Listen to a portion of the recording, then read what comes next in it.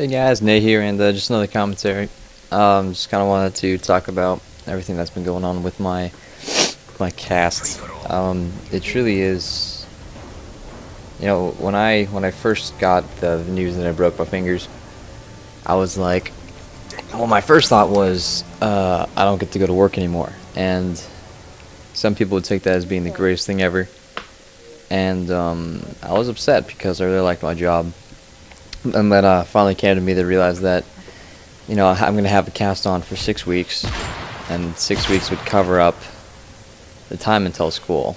So I'd have it into school and then through school. And when I first hurt myself, I just didn't feel like I really hurt myself.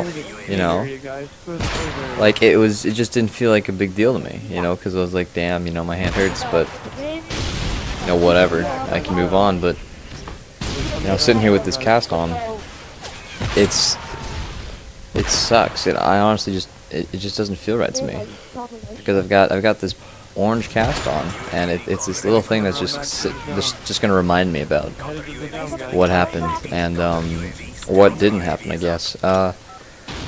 I've started doing soccer, and I haven't done it in 8 years, but I just love sports in general. I love pushing myself to be better. Triple feeds for days.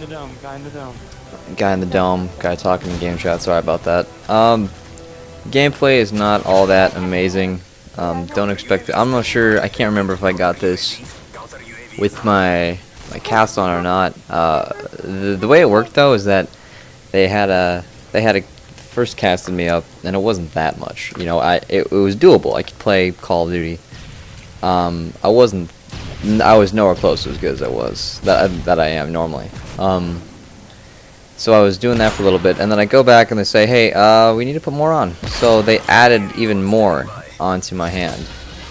So now I can, if you look at your hand right now, you have your palm, and then you move up an inch, you have one little line. You move up another inch, and you have another little line. That's where you can just bend your fingers or whatever, and it goes up to the top, not the top of the finger, but half an inch down. So I can move them, but very, very little, and then it's really thick on my palm, so I can't even. If I were to play Call of Duty, I have to actually put my thumb on top of the right analog stick, and then bring my finger all the way over the top of the controller. And it's not doable. It doesn't work because I don't have that much. I'm just not accurate with putting your thumb on top of your controller and moving around like that. It's not something that, probably not something anyone is used to. But I'm playing Counter-Strike right now. I'll upload some of that in a little bit. I played it before on the computer, on the PC. Obviously not 8 years ago. That was Call of Duty, but it's such an interesting game, mostly because, well, let me go off another tangent that Call of Duty still has not accomplished. The ability to choose your controls, like just the way you want to. Counter-Strike does that. It's an arcade game.